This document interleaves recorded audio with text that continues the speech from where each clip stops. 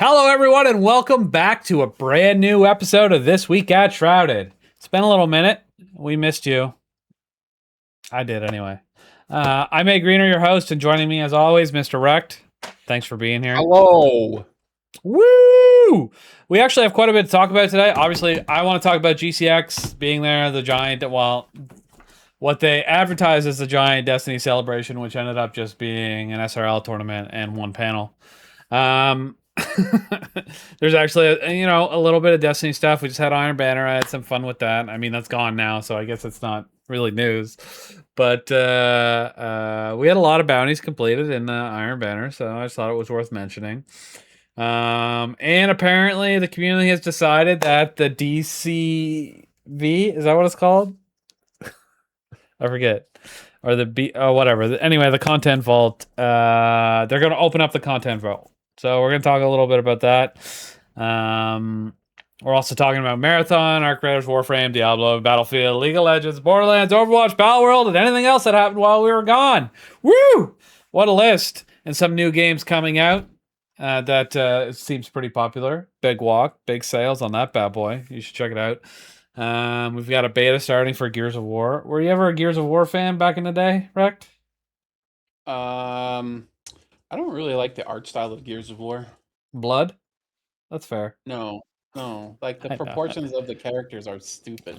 Anyway, the game doesn't actually come out until August, but we've got a beta happening, I think today, actually, it might be. And we've got a bunch of SGC news. Sparrow Racing League underway. Profile cards have exploded into a full system. Charity integration is live as of today or yesterday. 48-hour extra live stream planning is moving forward. And I've spent way too much time building all that. So, that's it. That's what we're going to talk about. We're into it. I forgot to do the draws, just realizing now. So, should I do them now and cut out the wait? Or it only take me 2 seconds. If I can keep talking without stopping, I can have it done before we even know what happened. I'm just kidding. I'm too slow. Oh my God, I'm terrible. Just do it. Okay, hold on. I'm doing it right now. Takes me 2 seconds. Two real seconds. It's already been longer than 2 seconds, chat. Josh!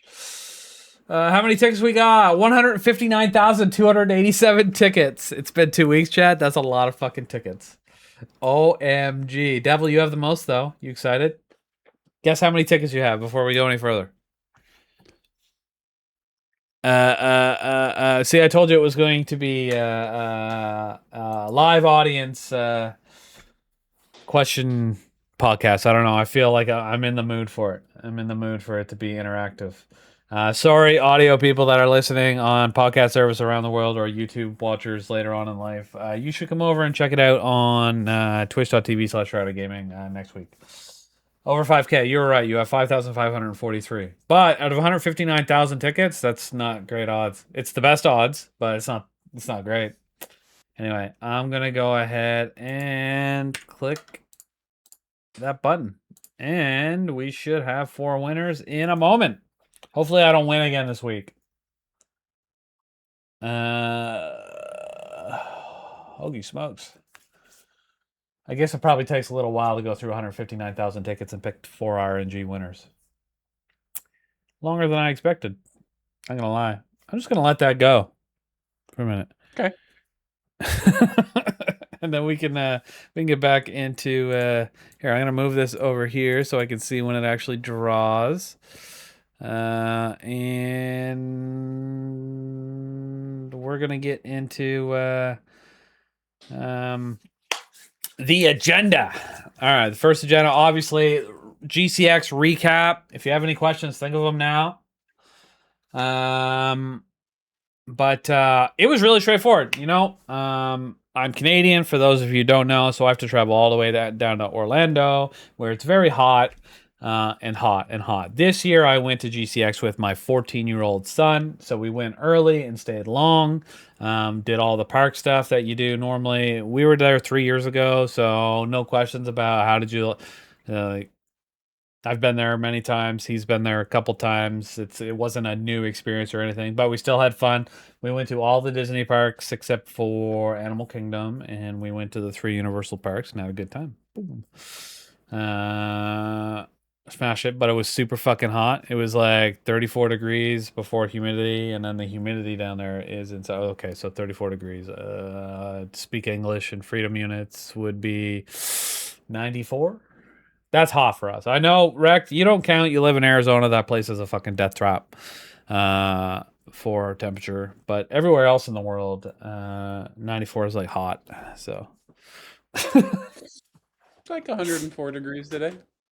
I'm pretty sure if I went outside at 104 degrees, I would just die. I would literally just die. Oh, we got our winners. Woo! Let's go. I mean, it's 40C. No big deal. Whatever. Mm-hmm. Mm-hmm. 40C? No, I don't think it's ever been 40 degrees without, like, it goes over 40 degrees with the humidex. You wouldn't know what humidity is probably in Arizona. But it's not the same as having like 40-degree sun hitting you. It feels bad and it's hard to breathe because of humidity, but it's not the same as just 40-degree weather. It's insane. And you guys can get up to like 110, yeah? We can get 115. No, it says it's 114 right now, but it's not actually 114 right now, according to the weather report. It maybe have gotten to 114 a couple hours ago, but we're in the cooling off part of the day. It's only 104. Yeah, that's insane. And I get that humans climatize to their climate. And if I had lived there, it would be more manageable for me. But oh my God, I can't imagine going there and just like walking out of the airport and literally just collapsing dead. Like, Well, I mean, it's the elevation you live at. Lower elevation makes you more heat tolerant, but less cold tolerant. So if I go to somewhere that's very cold, I wouldn't do well. it's Until funny. I'd lived there for a while. Yeah, that's what I mean by climatized, right? And it's funny. Devil said in the chat, dry heat sucks. I fucking hate muggy heat. So I like dry heat. I don't like dry 40-degree weather heat. That's insane. Sounds got a Walking red out dot and on. feeling like you're walking into a sauna when you're just walking around outdoors, that's no good for anybody. Yeah. It's Yeah. gross. I'm not a fan of that either. Yeah. Walking out and instantly being sweaty everywhere, nah, fam, pass. That would happen to me in 40-degree weather though. I would just be sweaty everywhere. Like No, I I mean, would start literally when it's pouring out of my ass like a hose. when it's Like dry outside, no. When you go outside here, if I were to walk outside right now, I wouldn't start sweating immediately. What I would start immediately is feeling burning on my skin. It oh gets yeah, hot enough okay. here that if you walk outside, like just the air with the sun beating down on you is actually painful. I don't disagree. Like when I was in Florida, I took my shoes off at one point and was walking on like there's concrete and rubber and stuff at all the parks. Yeah, And it was an immediate mistake. And that's only 34 degrees. yeah. Um I don't know how your shoes don't melt. They must be built different in Uh, Arizona. Like I mean, I don't go walking around outside. Every once in a while, I'll look outside and I'll see my neighbors walking their dogs, and I'm like, bro, this is animal abuse. You're walking your dog on fucking 150-degree pavement. What are you doing, fam? they don't have shoes? That's crazy. I mean, responsible dog Users owners who are would. going to Yeah. walk their dogs in the afternoon put little booties on them so they don't burn their feet, but there's a lot of people that don't. Yeah, no, like we both took our shoes off. We got off of one the water ride, and we had our shoes in our hand, and then we got like 4 steps, and I like sprinted to the shade like while leaping because my feet were on fire. Like this is legit happening in the middle of everyone just looking at me like I'm a fucking idiot. Because it was fucking hot, and there were certain points I couldn't even sit down. And I'm talking this is only 34, 35-degree weather, so I just can't imagine. Just can't imagine 105, 110, 114. Insane. All right, I'm going to announce the winners really quick. Just for anyone who doesn't know, not every week, but most weeks, we do 4 $10 gift card draws. Just give them to people that buying tickets with loyalty points. We have a loyalty system in Shrouded Gaming. If you're not a member of the community, we're a big community. Destiny, mainly a Destiny community that's starting to branch out due to Destiny slowing down. But you can join us at shroudedgaming.com/Discord. That'll bring you into our Discord. You can check out all the stuff we have to offer on shroudedgaming.com as well. Yeah, the winners this week. When I say when I say we don't do it every week, it's because we always do it on the podcast, and sometimes we don't have a podcast episode. So anyway, and then they say do double winners or triple winners, and I say no. Anyway, this week's winners: Devilito 666, congratulations. Death Shadow 66, congratulations. Star Slasher, congratulations, and It's Sleepy. Congratulations, you all won $10 gift cards to the platform of your choice. Yay! It did work. Congratulations. Okay. Everyone just got pinged. You can start buying your tickets again for next week now. Enjoy. The media should be off.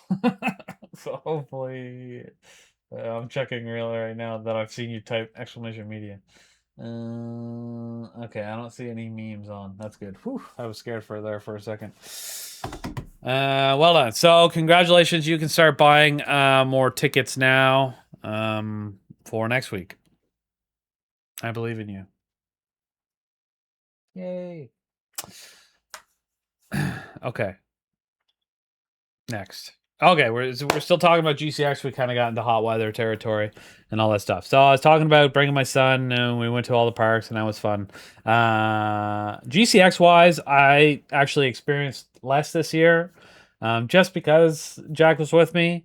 So I didn't really go out and drink every night like I would have in the past. Someone in chat asked where you buy the tickets. You can get them at shroudedgaming.com. You can also buy them in the Discord. There's a giveaway. There is a which giveaway channel is it? Anyway, you can go to shroudedgaming.com and go to the loyalty store and go to giveaways, or you can go to the weekly loyalty giveaways channel in Discord.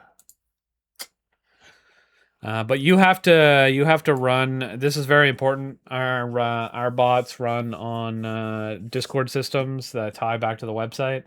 So you have to have your /loyalty /Twitch /Bungie and /charity commands all done in Discord to get everything out of our systems. I guess is what I'm trying to say. You may ask, what's your /charity? If you haven't donated to any of our charities, that one doesn't matter right now. But the other two do. Because that's how you earn loyalty points that you can spend on tickets. All right, I keep getting distracted by chat. See, this is why we don't normally do it. But I said I would answer questions, so I got to answer the questions. Anyway, so I didn't go out. Typically, I'd go out on day 0, try to find some people. Typically, I'd go out at night. On the Friday night, they would be drinking at the Aventura bar. However, somebody had the bar. By the way, I think it was like a St. Jude's charity. Fuck you for shutting down the bar on GCX weekend. Like they bought the bar and only invited certain people. Can you believe that shit? What a bunch of dog shit. I want to punch them in the face. Anyway, it's a good hospital and a good charity, but I'm mad at them. All right. Anyway. And then Saturday, it's the same thing. Typically, you leave the after party and then you go to the rooftop bar, the Aventura. And I didn't do that. So I didn't do much, to be honest, other than the stuff that takes place during the actual convention. So the actual GCX was good. We saw some people from Shrouded, not a whole lot, but there was a few of them there. I met our old lead Sherpa Perez, always goes there, and his wife. So I saw them again. It's always nice to see them. Hanging out with Fallout, of course. Fucking nerds. No, just kidding. I'm not kidding. I'm still salty about that. And I saw Bob again. Bob's been there every year since the first year I started going. So it's 4 years now that I've seen Bob. I met Phonic, but not at GCX. He came to my hotel on Tuesday night, Monday night, Tuesday. I don't know, one of the nights before I was leaving, well after GCX was done. And what I keep telling people is I met a fan that watches a stream but's not in the SGC. They hunted me down and wanted a photo, and that blew my mind. I'm like, who watches my streams that's not in the SGC? Because that shit is wild. That shit is wild to me. Because all of my streams are almost SGC related. But whatever. It's all good. I thought that was cool. Actual content. So they had like a tabletop tavern, which isn't my thing. I never go to those. I don't play card games. But that shit's always just full of people playing different card games with people. They had the regular Artist Alley, which is really cool. Lots of stuff that I don't really know, but Jack knew more of it because he watches some anime. So he was like, "Oh, that's that guy, and that's that guy, and that's that guy, and that's that person. Get me some of this Levi Ackerman shit from Attack on Titan." And I'm like, "Okay, whatever, man, nerd."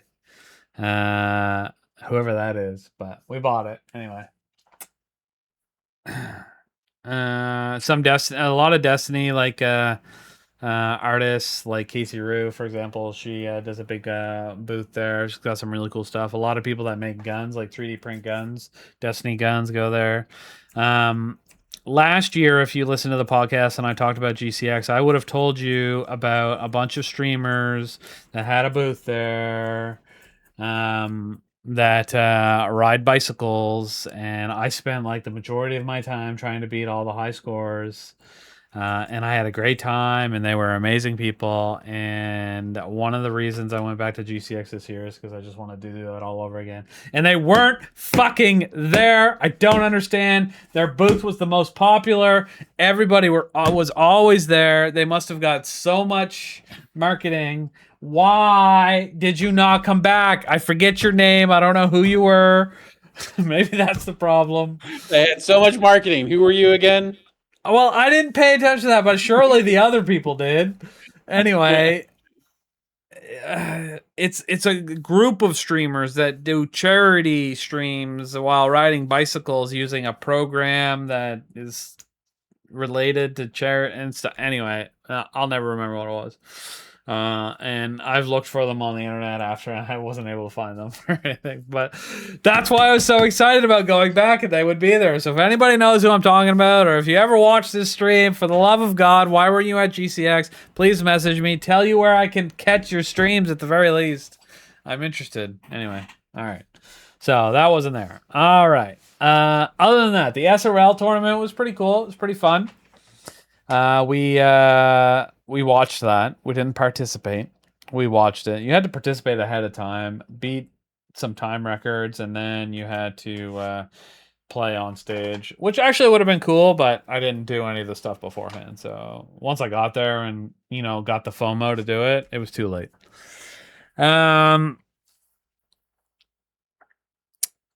Some guy I don't know won.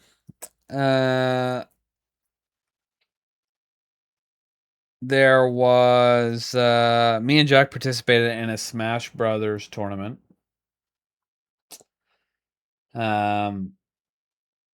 Which was cool. I lost. He did better than I did, but I lost. I wouldn't have done that if it weren't for him. He said, "Is there any we can sign up for?" And I'm like, maybe. And I checked, and there was an open open thing for Smash Ultimate. And I was like, well, we could try that. Yeah, there was a bunch of tryhards there. And I got my ass kicked. Jack actually made it through a couple rounds and then lost. But it was a good time. It was fun. It was fun. The Destiny panel, which was really cool. Yeah, I mean, it was kind of cool. What was really cool about it was there was a ton of people waiting outside because the theater was full. Now, I don't know how much the theater holds, maybe 1,000 people at most. And I don't know how many people go to GCX, but it was all full out there. And it's funny because I went to. There was a panel beforehand, which was the Emberville panel, which I should talk about a little bit too, because that game looks fucking awesome, by the way. Yeah, Anyone? Phil Carnegie game. Yeah. Yeah, it looks sick. Anyway, I didn't even know anything about it, and I saw it was there. They had a great big booth, and I was like, "Oh, look at that!" And then Matt Mercer was there, and Co was there, and some other voice actors, and I'm just like, "Oh my god, I know those people." I watch Co every morning while I'm working, so I've been keeping abreast of what's going on with Emberville. It does look good. Anyway, I was watching the Emberville. There was an Emberville panel, or not panel, but like presentation before the Destiny one. So I was sitting in there, and it was getting pretty full, and I'm like, "Oh man, all these people are excited to see Emberville." And I was like, "That's cool. That's cool." They did a big thing. They played like the first 30 minutes of it while they were talking about it. Like behind them, it was somebody was literally on stage playing the game. And they talked about it a bunch, and all the people that were involved in it, like Geralt's voice actor is voice acting some of the stuff. He was there. Like I said, Matt Mercer was there. Co was there. Some girl I don't know. And one of the reasons I was actually excited to go to GCX, they pulled out last second, which kind of pissed me off. Didn't piss me off, but it's whatever. It's anyway. I forget her name. I think is it Jennifer English? Might be. Expedition 33 actress. She was supposed to be there, but she pulled out last minute. I don't know. I guess she's got a divorce or something, and she's too depressed to do stuff anymore. So I was sad. But she's got more problems than me. Anyway, I wouldn't have like I don't do the whole oh my god, I'm a big fan, so I probably would have not even talked to her or got a picture with her or anything. I'm very adverse to that stuff. Like I don't like waiting in line to talk to somebody. I think it's weird. Last year I got a signed thing from the voice actor that does Sovereign. And it's just because I walked by him and I saw the photo of Sovereign. And I'm like, "Are you the voice actor for Sovereign?" And he's like, "Yeah." And I'm like, "Nice. How much for that photo?" Like I didn't wait in line or anything, you know. And it was the same. I was smoking last year. So I was out in the smoking section when Mark Muir, is that his name? Came out. Anyway, he came out. So I'm not sure if that's his name, but he's Commander Shepard's voice actor, male Shep in Mass Effect. So he came out and it was just there, and I wasn't alive. So I was like, "Oh, hey, let's get a photo." But I'm not one to like wait in line and get photos with people. It's weird. It's not that weird. I feel weird doing it. Is how I should explain it. Because I don't get starstruck. And if I do feel starstruck, it's like embarrassing to me. So I like leave. I don't know what it is. It's weird. It's my body's telling me I shouldn't feel that way about a random human being. I think. Anyway, okay. So I had a point. You know, the Emberville panel was going on. I was having a great time. It was really interesting. But I needed to go use the washroom. So I left, and they gave me a ticket on my way out. It's like, "This will get you back in." And I'm like, I've never needed a ticket before. Because it's just GCX, you just walk back in, right? But as I walked out and got my ticket, I saw a line backed all the way up through the thing and out the door and over across yonder. And I'm like, "What the shit?" I thought it was for Emberville, but it turns out, you know, these people were getting in line for the Destiny retrospective. And I'm like, "Holy shit, these people really want to see this thing." Anyway, so I went and found Jack, and I'm like, because he wasn't in there with me because he didn't care about Amarillo, and I'm like, this thing is this Destiny thing. I'm going to be in there for the next hour. Do you want to come. You're not going to be able to get in unless I get you in. And he's like, yeah, okay, I'll come sit in on it. So we went in there, and I gave him my ticket, and I was just praying to my creator badge they would let me through, and they did. So Jack had my ticket that I went to get when I went to the bathroom, and I showed my creator badge, and they let me in. And everybody else was waiting in line. And I'm like, oh no, what have I done? I've become that person that I would have hated if I was waiting in line.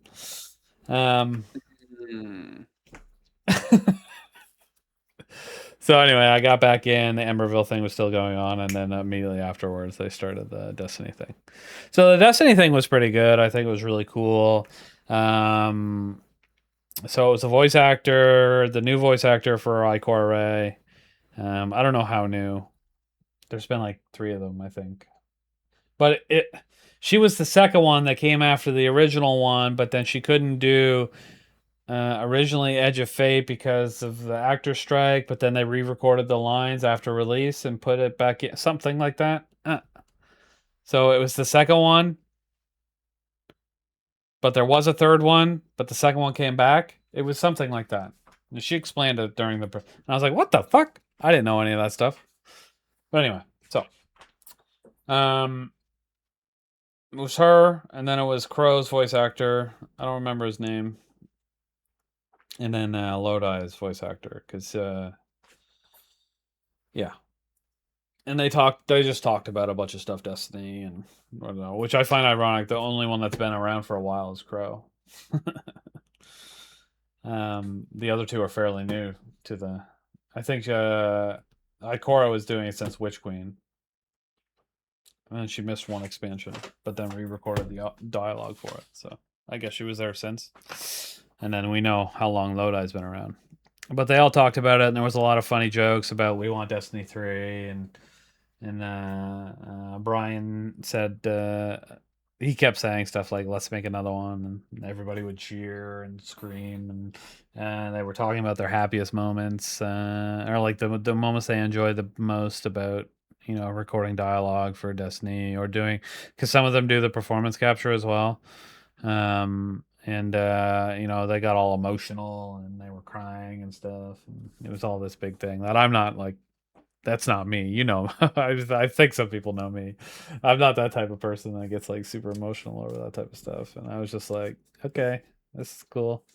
And then they did that big picture that if you follow me on Twitter, you would have seen, where they did a big picture of everybody in the audience, with Broman, Goliath, and the 3 actors, with everybody in behind them.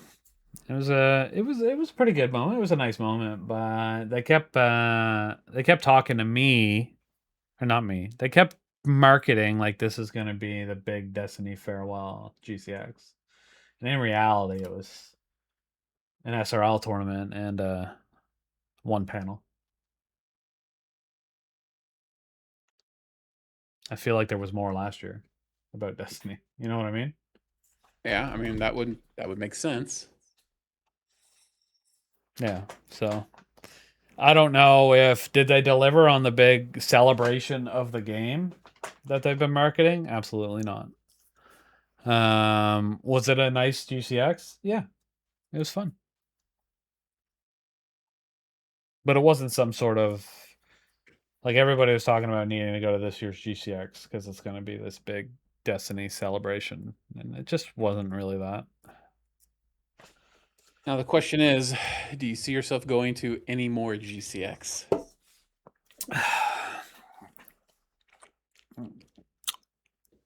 Yeah, maybe. We'll see. See how they market it next year if they're going to do some Destiny stuff. I feel like the Destiny's always going to be ingrained in the SEC. Even next year, this time, there's still going to be people playing it. And they'll probably do Destiny stuff while they're there. So I think if I'm going to ever meet SGC members, it's probably going to be at GCX, which is one of the reasons I go to GCX, even though there's only 4 or 5 of them every year, and it's usually the same ones. I'm going to go every day anyway and tell people that I'm going to be there in hopes that more go. Would I go to a different convention? I go I do play Marathon, Cadia. It's not super popular in the SGC though. Currently, it is our 8th most played game. I was checking yesterday to see where Pal World was, and I noticed Marathon was 8. It goes up at the beginning of every season, but then it drops back down. Bungie needs to work on seasonal retention to keep people playing. Anyway, I would move beyond that for now. I do sometimes go to PAX, Devilito. Just not every year. That's an every few years type thing. And in 2024, I did both PAX and GCX. Maybe I go to PAX next year and skip GCX, or maybe I do both again. I'm not sure. I also spent way too much money this year going to GCX because of all the park stuff. So I might not be able to afford to go anywhere next year because I spent over budget, which put me, that puts me in credit territory, and I want that credit to be zeroed before I start planning another trip. Do I make enough money to zero out my credit by then? I don't know. We'll see. That depends on how much useless money I spend. Because I definitely make enough money. Go to Gamescom? No. Isn't that one in Germany? Or is it in San Diego or something? I don't know. Can't remember. Germany, yeah. No, I'm not going to Gamescom. It'd be a good one to go to, though. That's a nice thing. That's a nice thing. Okay, so that's GCX. Anybody have any questions about GCX?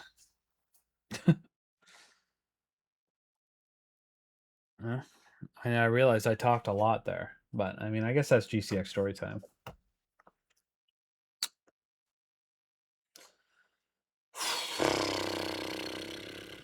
There wasn't a lot of stories. There was no like real stories. Oh, somebody finally beat Glad's Cinnabon challenge. That was a big deal, actually. If you don't know what I'm talking about, every year that Glad went to GCX, he always did a Cinnabon challenge where he would offer somebody $500 to eat 6 Cinnabons in like half an hour or something. And they would always get together in this bit they would go to a venue somewhere in this big venue, and people would try to do it, and they wouldn't be able to. This was the first year somebody did it at the Cabana Bay pool. Some guy ate 6 of them. Sounds like a lot of diabetes. Well, Cinnabons are 1,000 calories each. So that's 6,000 calories.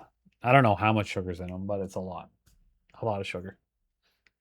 6,000 calories in under an hour. We'll say under an hour. I don't know what the time requirements were.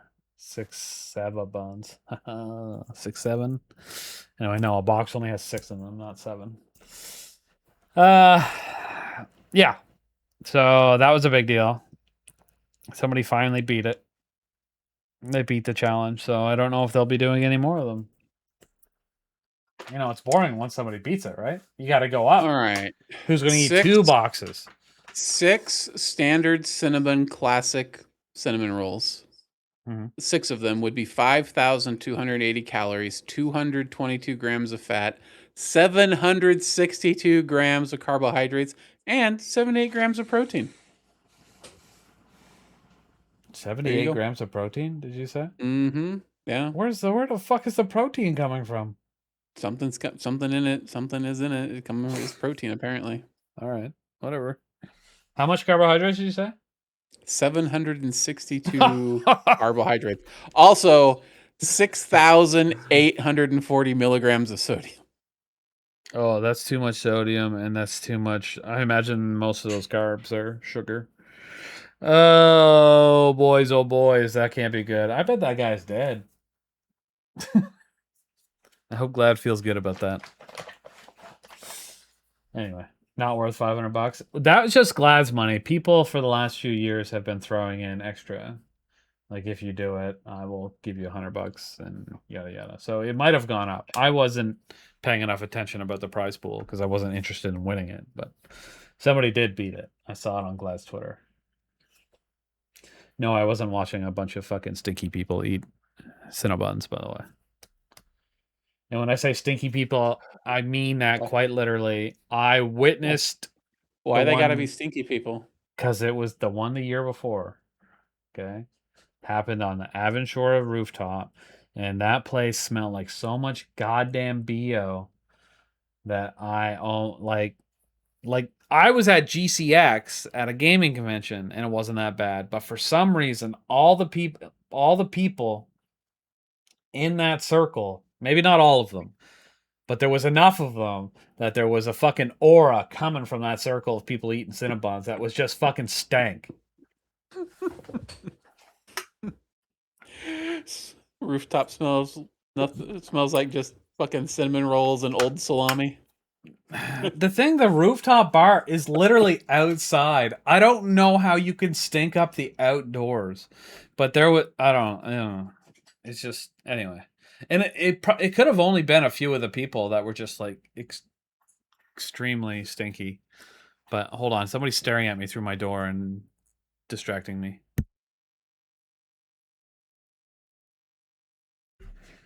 Jack told me it was me. Hear me talking. Anyway, so yeah, You're just walking around the convention. Man, what does that smell? What is that? It's just me. I just don't understand. Every morning during the convention, like I always hop into the shower, clean the bits that need to be cleaned, and then put some deodorant on and go. And you last the day. Like it takes 5 minutes if you want it to be fast. Just wash your body. I don't understand. It's not hard. If you want to stink at home for months and months and months on end, whatever, dude. I don't give a fuck. If you're going to a convention, wash your your ass and your armpits. It ain't that goddamn hard. It's gross. It wasn't that bad this year, to be fair. I don't remember. There was a couple times that I was like, whew, but it was pretty down. But yeah, I specifically remember that rooftop Cinnabon challenge in 2025, and it was fucking stank. It was just stank city. What have the changes been so far in Destiny 2? I have literally no idea. Well, Destiny 2 doesn't exist anymore, so no, I'm just kidding. There's a lot of stuff. We've talked about it in the past. We're not going to get too much into it tonight, but a lot of people were enjoying it. I think the hype is starting to die down from all the changes. But our activity is still double what it was like 1 month after Renegade, so that's pretty good, I think, for now. I'll let you all know when we get to the lowest point we've ever been to before, and then we'll start panicking.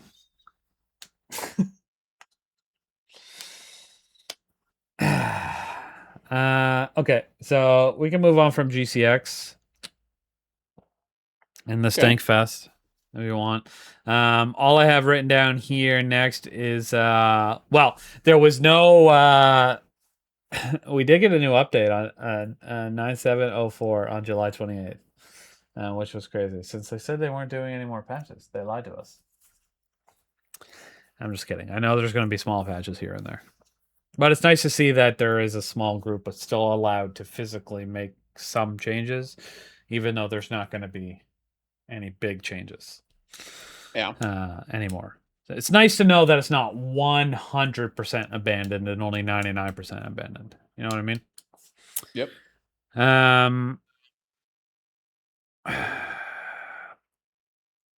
This is all stuff I said last week about the pressure and the FOMO being gone, and it's kind of nice for casual gamers, but yeah, never mind. I don't need to talk about that again.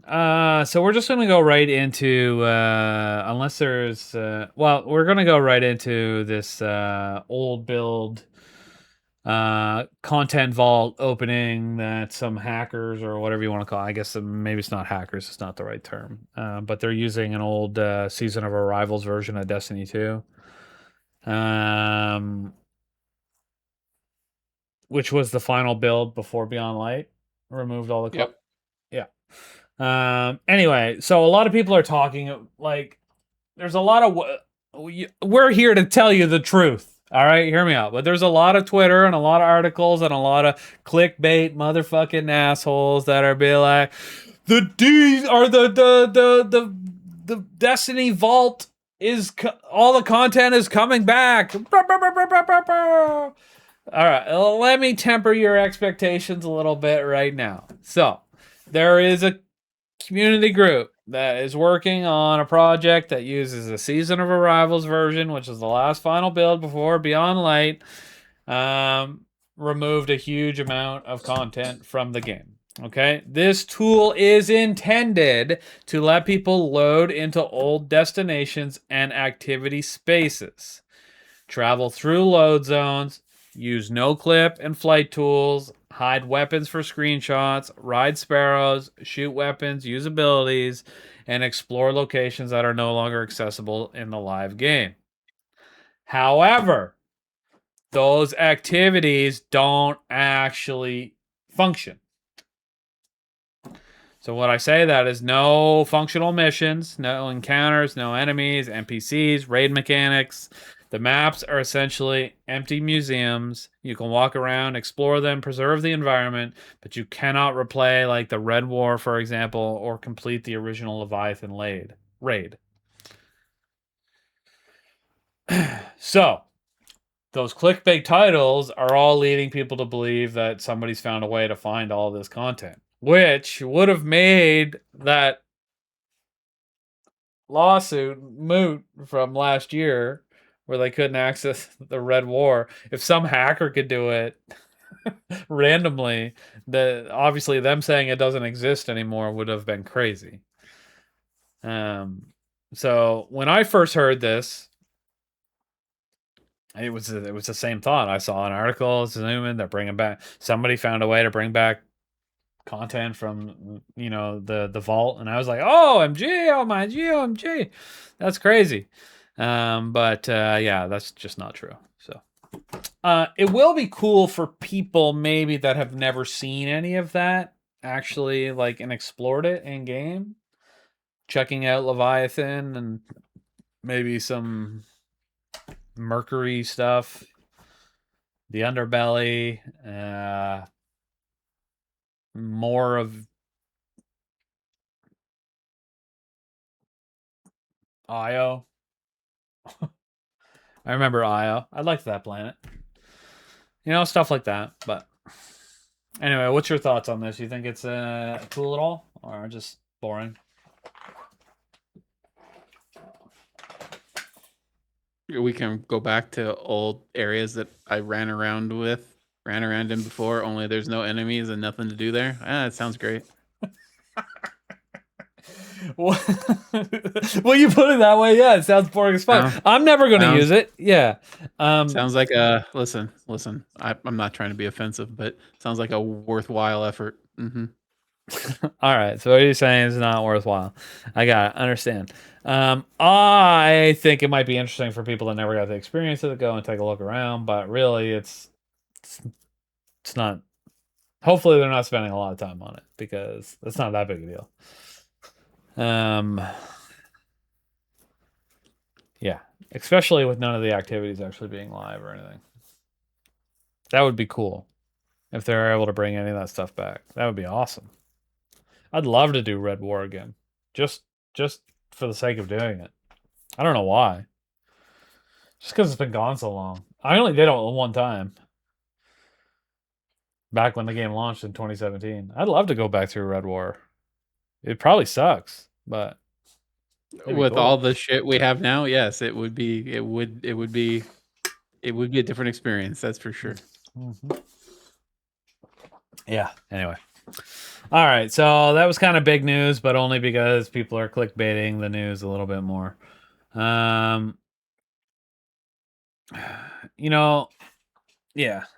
Obviously it's not, as you said, Chad, not the same without the enemies, missions, or other players. Being able to go back to places like Io, Titan, or the Leviathan would, it'd be kind of nice a little bit. But I feel like I'd spend like 10 minutes with it and then be like, okay, this is boring. Maybe I am an asshole, but what I look forward to is the people that tried to do this to try to go load the tool or load the old build and follow the instructions, but somehow manage to fuck up their actual like Destiny account or the shit on their actual Destiny account in the process. And there's no opportunity to do any kind of recovery because no one's around to fix shit. That will be some Twitter cinema when it occurs. I would assume that this is a completely separate tool that actually has nothing to do with the actual Destiny game. I would hope. There would be no way in hell I would touch it if it were modifying my Destiny 2 Steam account. I would not. I'd go nowhere near that. No siree. I'd be like, no thanks. I'm good. But if it's a separate tool that just like opens all on its own, it has no sign in or nothing, and you could just like grab a Guardian and walk in and check things out, I might check it out, but probably not. Anyway, I got a question because I didn't get to really do Iron Banner because I was super busy because I just got back halfway through the week, and I had I had life. So Iron Banner returns July 28th through August 4th. That's right. The schedule currently is every 4 weeks, which I like Iron Banner, so it's gonna be nice. And so the reward pass, it just completely resets and it's the same one. Yep. Correct. Okay, so what about things like, was there shaders on it or anything? No. Okay, so there was just nothing on that reward pass. That's not something you can earn multiple times. I think there's an emblem, but I think it'll be the same emblem every time. But it is there after you earn it. It's just an emblem and you get nothing when you click it. I wondered how that would work, is all. I was just curious about how repeatable items would work on the event pass. Okay. So it's basically just a lost level. That's too bad. I was hoping they would have built something in. It's like the first time you earn it, you get the emblem. The second time, it turns into glimmer or something. Fuck, I don't care. Just not the emblem again. Whatevs. All right. All right, so for the foreseeable future, just so everybody ever knows, we will always have Iron Banner bounties during Iron Banner. Sometimes we'll make a bigger event about it. As long as people keep contributing to the bounties, we'll keep putting them up. People used a lot of the Iron Banner bounties last week, so looks like you're still interested in them. Just an FYI, if you're not utilizing them because you're not aware of them or anything, just keep an eye on our bounty section. We do a lot of different things. We're going to talk about it a little bit later because we've expanded on it a bit. But yeah, it's a good way to earn loyalty and community player of the week points. Sometimes a really easy way to do so. Ho ho ho. Ho ho ho ho. Anyway. Do you want to talk something about Yeah, okay, hold on. We talked about Battlefield 6 last time we were on here, right? Yeah. Mm-hmm. And Wake Island had launched. So, the new season is launched, and Sewer Reef is the new. Okay, when did that launch? A few weeks ago, 3 weeks ago. Oh, okay, so we did talk about it a little bit. I remember talking about it a little bit, but I couldn't remember if it was on the podcast or if it was just in general. I guess we probably only talked to each other on the podcast. That's wild. Anyway, okay, so we talk on the server sometimes, but we only chit chat like in voice on the podcast. Yeah, okay, fair enough. Sometimes I jump in a voice chat. It's just super rare. If you streamed more, and it was more than just the community stream, we might get in here and do some more games. I don't know, Split Fiction. Do you want to finish that someday? We got a charity stream coming up. Yeah. Yeah. Get right back into it like we picked it up. Well, it was like 2 years ago at this point, I'm pretty sure. Yeah. That's wild. It was fun when we played it. Yes, I would watch it again. No, everyone remembers it. I enjoyed being in a porta potty, being thrown into cars repeatedly. It was great. It happened like 4 times. All right. 4 counts as repeatedly. You're not wrong. Okay, anyway, the reason I wanted to point it out, EA announced Battlefield 6 Top Gun update for August 18th. You know what EA announced? Oh yes, EA okay. We announced can talk about the fact that EA announced was we're officially bought. we're privately owned, and we're going to be laying off a bunch of people. They Okay, already so have started laying off some people. yeah, yeah. Okay, I gotta ask though. Okay, so we can talk about EA a little bit and the purchase of EA. But do you think a game company like that being private is better for it than being public? It depends on who owns it. Okay, so a bunch of It depends on who Saudis. owns it, what the owners want out of it, and Hmm. there's a. I don't really think there's much difference between being a publicly traded company and being owned by private equity. Yeah. Um, because private At the end of the day, equity, they still want profit. So that's all they care about. yeah. They want profit. Like, all right, so like an example, and this is not video games. Um, there's a they're kind of regional, but they're in a lot of markets now called Salad and Go. It's mostly here in Arizona and Nevada. It was purchased by private equity, and they wanted more money out of it, so they forced this huge expansion. But the expansion cost so much that that bankrupted the company, and now they're gone. Right. Um, Same thing can happen with a video game company. Like they're gonna want to maximize profits, and they're gonna do everything they can to make those profit numbers go up, just the same as if it were publicly traded. Um, on the other hand, like listen, I understand Bungie was mismanaged, but when Bungie first started, Bungie wanted to make Destiny. When they first got away from Activision, Bungie wanted to make Destiny, and that's what they did. A company that really believes in the product that they're selling, and they are about that product, and not about as they don't get people installed that are all about corporate greed and making as much money as possible. Um, that's a different story. So private ownership really depends on who owns it, in my opinion, because private ownership can be just as bad as being part of a publicly traded entity. Okay. Sounds amazing. Oh no, Gunn lost all of his loyalty points. That is sad. Anyway, yeah, I'm gonna wait and see. I was kind of worried about this when I initially heard about it because, like, I feel like if I bought a company for $55 billion and then I looked at BioWare and saw the failure of Anthem and then saw the failure of Mass Effect Andromeda and then saw the failure of Dragon Age, the Veilguard, and I saw them working on another game, I'd be like, nope, get out. Please, for the love of God, new owners, do not cancel Mass Effect 5 or I will literally go snort a tailpipe. Don't do it.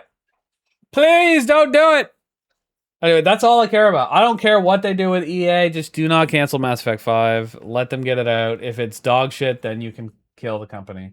I'm totally fine with it. Like, if they've fucked up that many games in a row, no problem. Get rid of them.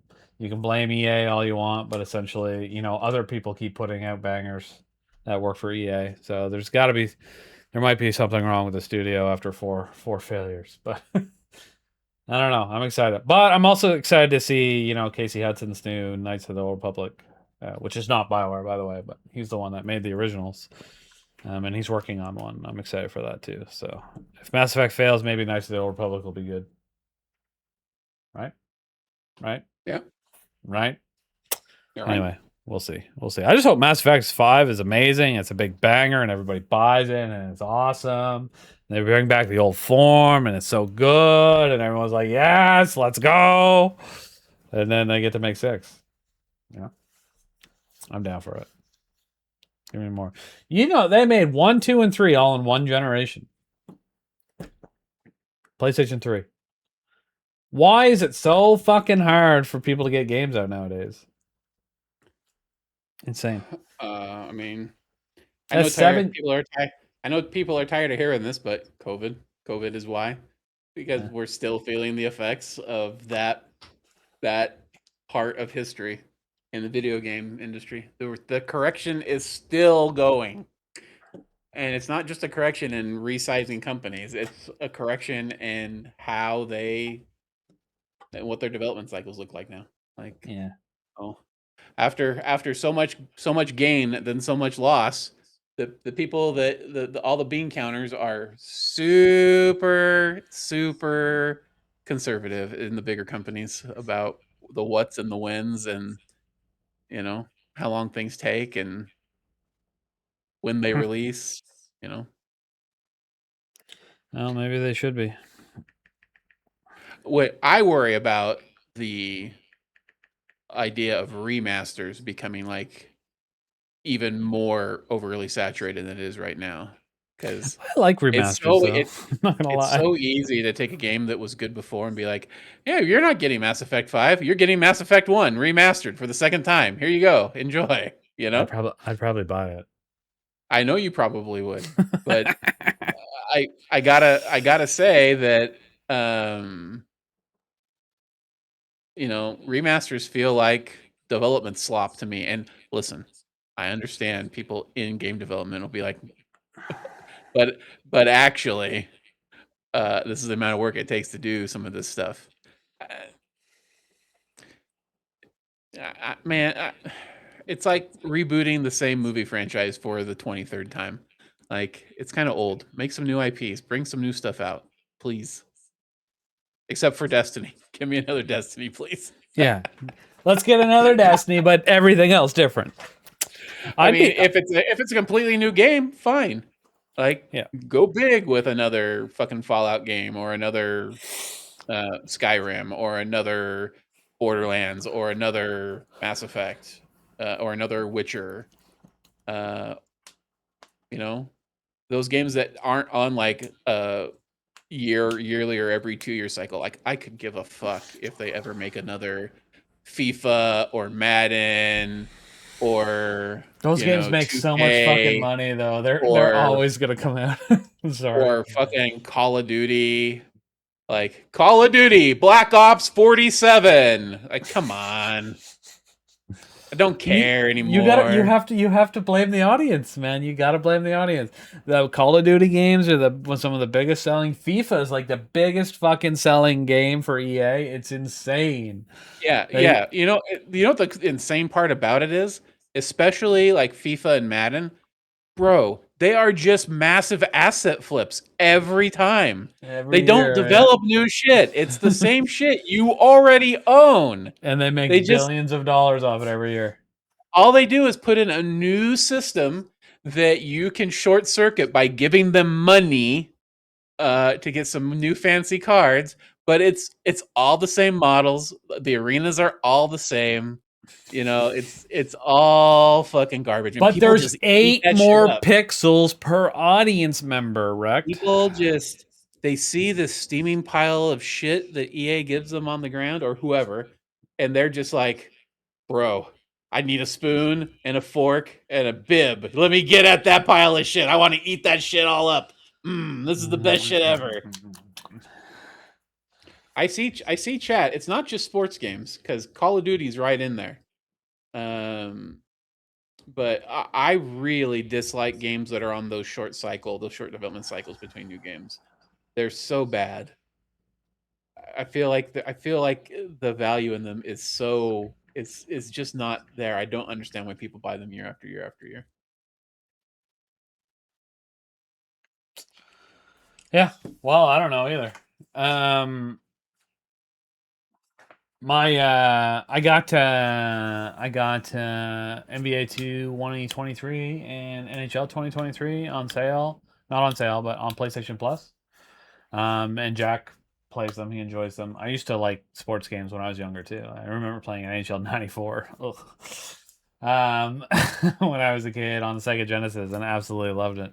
Demolished it. RBI '95 on the Sega. Oh man, that game was fire. Anyways, the point is he he was play those games, and he'd be on Steam, and NBA 2026 would come out, and he'd be like, "Dad, let's go, homie, let's go," and I'd be like, "No, fuck you, go play 23. It's the exact same game."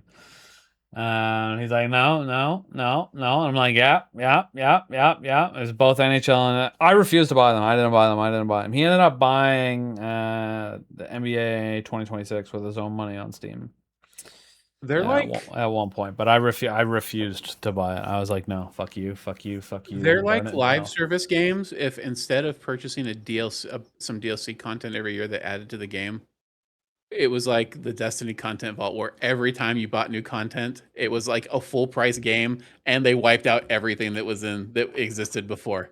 Right? That's like the equivalent. I don't get it. They should just they just sell shit as DLC and just add to the game. Add to the game, add to the game, add to the game. You know what I mean? And Yeah. then have a new game come out every 5 years maybe. Yeah, but they wouldn't sell 10 million copies at $79.99. I know why me and you think it should do that, but like as long as people keep buying that many copies of the game, full price, brand new, they're gonna keep doing it. Just forever. Forever and ever and ever and ever and ever. All right, well, I mean you're right. We deserve the slop we get.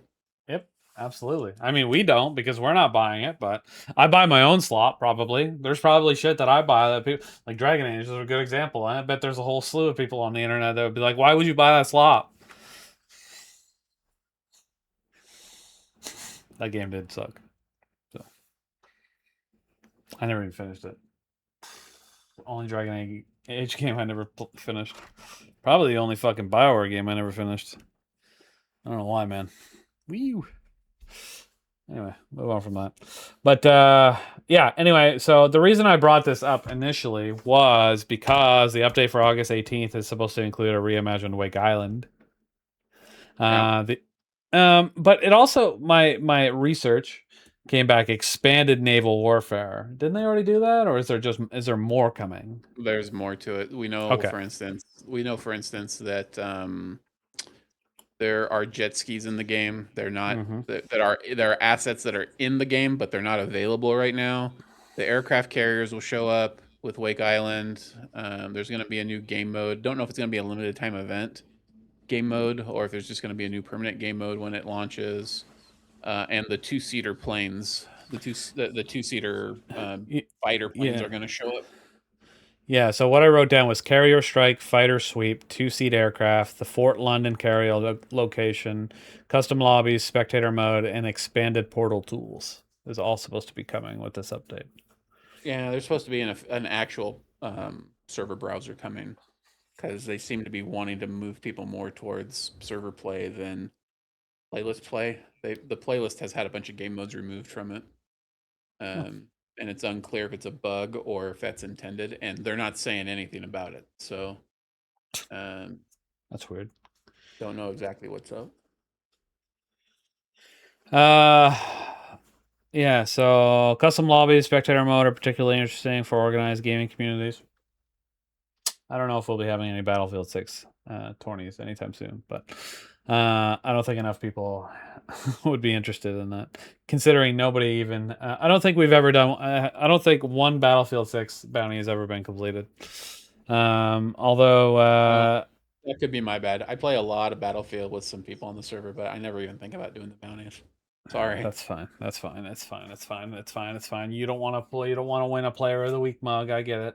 I gotta get better prizes out there for bounty completion, I guess. Which by the way, we just I just got paid. Whew. Let's go.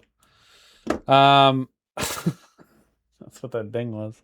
$50. Let's go. Got all your money, people. No, that's not from Twitch. Well, it was their money actually. It was from Fourth Wall, which is our merch store. Which usually we give away enough merch that we're in the negative every month. But I guess we didn't this month. It's probably because I've been away, so we didn't give away as much merch. Therefore, I got a payment from Fourth Wall.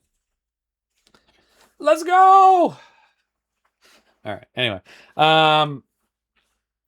yeah, I was just saying, I probably just got to come up with better. I did say I got to come up with better prizes, completing bounties, which I'm actually in the process of but only if you care currently about the profile card system I'm trying to build, because I just put in 2 cards, one for 100 Destiny bounties and one for 100 Warframe bounties, and I do plan on adding the other games that we do have. So just keep that in mind if you're interested in them. I know it's not much, but it's something extra to earn. It's not like you can get any more Destiny emblems. Might as well get SGC profile cards, right? Anyway, we'll talk about that more later. It's on the docket. We haven't talked about it during the podcast yet. I don't think. Can't remember. Knuckles yours. Making our own social media platform. Well, no, but anyway, so yeah, I always write down these questions. Maybe, but they always feel stupid for me to ask specifically. So I'm just going to ask the audience. You know, if you're watching this on YouTube later, or if you're in the section now and you play Battlefield 6, do you think could naval warfare make Battlefield feel fresh again? Is Wake Island iconic, or has it been reused enough? Because I believe this is the 3rd time, right? Or am I stupid? I might be stupid. We should we organize an SGC Battlefield tournament? Question mark. Why were oh, I don't really care about that. Why were custom lobbies and spectator tools not available earlier? Nobody would answer. Nobody would know the answer to that question. What a dumb question. All right. Anyway. Hey, Wake Island has appeared 11 times in Battlefield. Whoa! Okay, I don't play enough. I was asking the question because I thought this was the 3rd time. Holy smokes! It is the map that has shown up the most in various Battlefield games and game modes. Wow. Okay. So there you go. Is Wake Island iconic, or has it been reused enough? I'm actually excited for it, but I haven't played it since like 1943, so which has been like 20 years. So anyway, and is Battlefield 6 finally becoming the game that people originally wanted or expected? If you follow anybody on social media, Battlefield Twitch is just as positive as Destiny Twitch or Twitter always has been. And Overwatch Twitter always is, and Diablo Twitter always is. The people that talk about it online, they're all perpetually angry individuals. Yeah.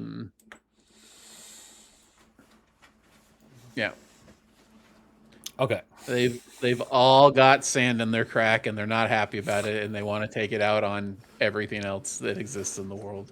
Yeah, that sounds about right. Okay, so I skipped over a couple segments because I wanted to get into something that you could talk about. So and then we're gonna backtrack a little bit. We're not gonna talk too much about this, but I just wanted to mention because you know, every time I mention marathon, I feel like I'm offending people. So, but just get over it, guys. People are getting angry already. You said the word. There are people in the chat right now who are already mad. They're already triggered instantly. All right, drummer. Piss off. Somebody's going to say something about Marathon killing Destiny here in a second, and it's probably going to be Phonic. Only and because he's going to say it's just a joke. It's just a troll, but he means it in his heart, and he knows that. Santa likes Marathon. I'm reporting for you for talking about Marathon. I enjoy it too. I enjoy it a lot. Anyway, so I'm just gonna bring it up really quickly. Drummer hasn't showed up yet. Oh, okay. Well, we told Drummer to stop his Marathon hate train anyway, so he hasn't mentioned it since.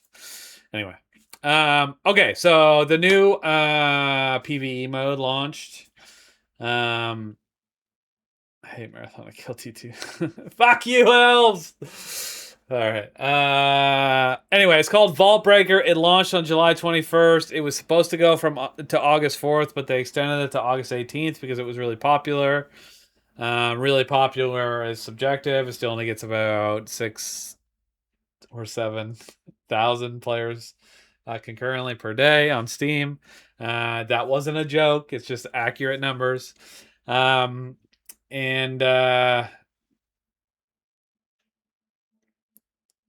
I played a couple rounds of it, and it's really cool to learn Cryo Archive. And it's fun. It's got its own system. You can do quests on it that affect your seasonal level, and you can get your battle pass points from it. So I thought that was all very cool. I expected like everything to be completely separate. I earned money somehow that went into my regular vault, but I think that was from something else. But like, I was really confused because my wallet was almost full. And then I played a game of Vault Breaker and my wallet was full. So I'm assuming that maybe I finished a quest, or not a quest, but like I finished something that you're able to finish in Vault Breaker for some reason, but it affects the reward you get as money, and it goes into your regular wallet, which I'm sure people would lose their mind about. But it's not like you can do it like a lot. But I was Yeah. really surprised that it happened because I was like, "What? Why did my wallet from my extraction mode go up?" Because it's all supposed to be separate. Is the concept. Anyway, I do like that I can do my seasonal level with Vault Breaker if I'm not feeling like PvEing and I just want to go in and shoot some robots and open up some vaults and have some fun. And then then there's a separate shop that you use all your shit. You use the money that you get inside that. It's like data chits or some shit, to buy stuff in the vault or in that mode, so you can buy weapons and more powerful weapons, and it makes it easier, and you can get further, and because you're just like mowing things down, and then you can eventually fight the compiler and blah blah blah blah blah. It's a good mode, and it's considered like a little test mode for what they plan on fully launching in season 3. So if there's something bigger coming, that's cool. I think people will enjoy it. I don't think it's the 50,000 people that are going to come back at the beginning of season 3 are going to keep playing it throughout the entire season. Like, that's not going to keep them going. But I think it will keep people's interest longer, along with whatever new is coming in season 3, which I don't know what's coming in season 3. Anyway, the concept was players can enter alone groups of up to 3 and progress through increasingly difficult PvE encounters without Marathon's usual threat of other players interrupting the run. Bungie has said feedback from the experiment will influence the larger PvE experience planned for Season 3. Oh. So some questions that my research came up with. Was Vault Breaker more enjoyable than normal Marathon? No. Marathon is a dead game that just hasn't realized it yet. No, I disagree. I think for an extraction shooter, 20,000 concurrent players spread over all platforms is enough to keep But it going. Greener, the Steam charts say it's down 95% from its peak. Doesn't that mean the game is going to die and be gone forever? Okay, we don't need to get into this again. I think for an extraction shooter, it is fine. So, when in fact there is only two extraction shooters that I know of that have higher player counts, and there's multiple extraction shooters that exist with lower player counts, as well as lower looter shooters, MMO looter shooters that survive with lower player counts than Marathon. So people need to stop. All right. I heard some of the best advice for just gaming in general. What's that? I read it on Twitter actually today. No, Somebody responding to one of these marathon threads was like, "Dog, once you become older and mature enough to understand, hobbies and free time, you realize that you should just enjoy things for the time that you have them. It doesn't matter if they're here a long time or a short time. Just enjoy what you have while you have it. Play the hell out of it, and then when it's time to move on, it's time to move on." See? Sorry, I was looking at the chat. We were just talking about how we told you not to hate on Marathon so much. But then Star Slasher did, so he's going to get a warning if he doesn't smarten up. No, I'm just kidding. Just not excessive hate. You guys don't like the game, it's totally fine. But just don't be like, oh, blah, blah, don't talk about it, sucks. Kill Destiny, blah, blah, blah, I hate it. Well, we don't want to hear any of that. But if you don't like it, that's fine. Okay, anyway. That was a cool story, by the way. Sorry, I got distracted a little bit, but It's whatever. Greener doesn't care. It's whatever. No, I Fuck you, care. Greener. I was just letting you know. I just didn't respond to it yet. This is me responding to it. Baiting is fun. All right. Anyway, so anyway, we were just talking about the new PvE mode. It's said to be popular. They wanted to extend it to get some more feedback. The other question was, the question was Vaultbreaker more enjoyable than normal marathon? My response to that is absolutely not. But I love extraction shooters. I think their loop is so addicting and incredible.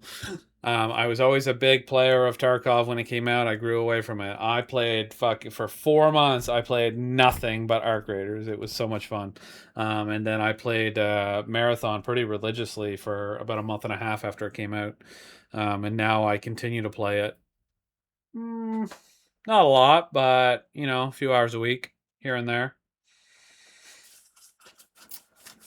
I play it more than I play Destiny. That should get a few people angry. Anyway, I see this question a lot, and I see people talking about it. Are they trying to make Marathon a Destiny's spiritual replacement for cooperative players? No. It's such a dumb concept. You cannot, without years of rejigging that entire game, which they wouldn't do. They would just make a new game. It's not ever going to become this crazy MMO narrative looter shooter that people think these little PvE modes are going to that's not what they're doing. They're just adding modes that are less competitive, so when people aren't feeling up to PvP, they'll come and play it. I don't think anybody's ever going to buy Marathon for this PvE mode unless, well, maybe some people will, but I don't think it's never going to be like gangbusters or anything. It's just not good. It's not going to be. I feel like if the test showed that there was massive desire for that kind of game mode in that title, that they would lean into it more. But I don't think it's that popular. No, that hasn't. I don't think that's materialized. No, personally, I also disagree, but that's a thing.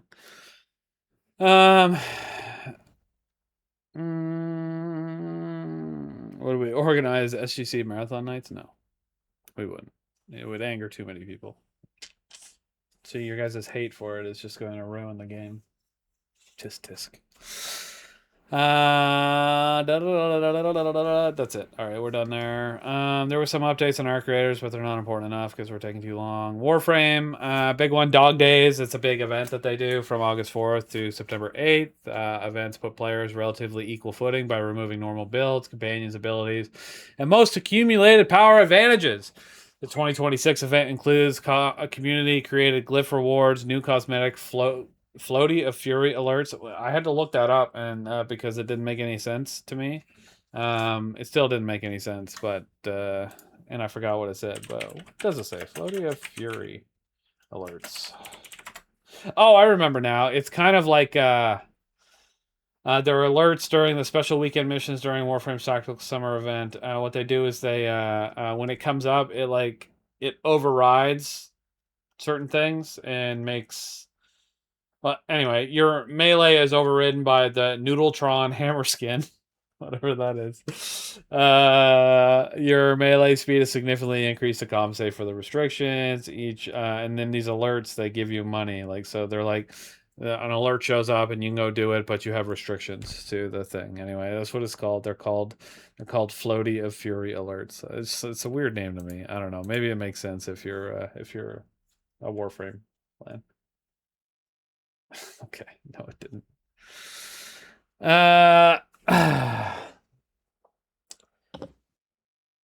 Double affinity weekends. It's probably important. Whatever affinity is, and we really need somebody that plays Warframe to be a regular occurrence on this show. NACAC Pearl rewards and contributing to the reward flow. Assist contributing to the reward flow. Maybe I never did before. It's how you level things in Warframe. It's very important. It's how you increase your player level. There you go. Double affinity. It's how you increase your player level. Woo! Let's go. All right. Is Warframe currently the best destination for former Destiny players? What do you think? No. People keep talking about it, though. And its number keeps going up. And a lot of Destiny content creators are going to Warframe. As much as people want to compare Destiny and Warframe, the only thing they have in common is that they are looters and that they are science fiction. The gameplay loop is not remotely similar. The grind is not similar. The monetization is not similar. How you go about the stuff you're grinding for and then making the stuff is not similar. The actual gameplay is hella not similar. Warframe is a very frenetic, fast-paced, like mob slop game. And when I say mob slop, I don't mean that in a derogatory term, but it's a much different experience. Destiny is still kind of fast paced for a shooter, but it's way more it's way more intentional than Warframe is, right? And so it's not a straight replacement. People that liked Destiny because it was a shooter that was also a looter, they're not. That doesn't mean they're gonna just instantly grab Warframe and be like, "Ah, this is great." I've played both, and they are completely different experiences. And I don't particularly like Warframe's gameplay loop because of it. I much prefer Soulframe's gameplay loop because it's slower and more intentional. Okay. I was just curious what people think, and I actually like what Star Slasher said in chat. He thinks Destiny is still the best plot for former Destiny players to hang out, which is it's a good point. It's a good point. It's still a good game. Still a very good game. People are going to get bored of it eventually, but still a good experience to get in there. There's a lot to do, a lot of stuff you can do with friends and whatnot. If you absolutely need new content, then yeah, you're gonna have to find something new. And I've always wondered. There's obviously a lot of stuff to do in Warframe. It's got this giant backlog of. If you're a new player, you'd have this giant backlog.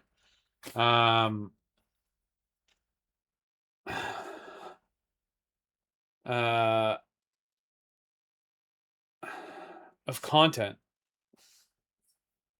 So does that make it is that an advantage or is it a problem? Does it make it hard for new players to understand what's going on? Or is it well yeah, anyway. I don't really know, and we don't have answers to the questions, but I guess some of the people in chat do. Yeah, big backlog of content to walk through. It could be hard, but you want to be an expert and makes it easy for new players. Well, that's a good point. All right, so Dog Day is running from August 4th to September 8th. It's a great time for anybody who wants to play some Warframe to join the SGC clan. We've got a lot of stuff going on in our Warframe channels. We got some great people in our clan. Shrouded Kubro, I think is the name of the clan. That makes sense if you're a Warframe player, probably. Be who you want to be as the admin. There's a bunch of other people that help out with that stuff as well, I believe. So you can you go down in those channels, join up in the clan, have some fun, play the game. We've got bounties. We just got a new profile card that complete 100 Warframe bounties. You're going to want to check that out. And yeah, do it. Kubrow, I guess. Like Shadow Wolf said. Not Cooge Brow. Bro. Cooge Bro. That'd be a good one, though. That'd be funny. All right, we'll move on from that.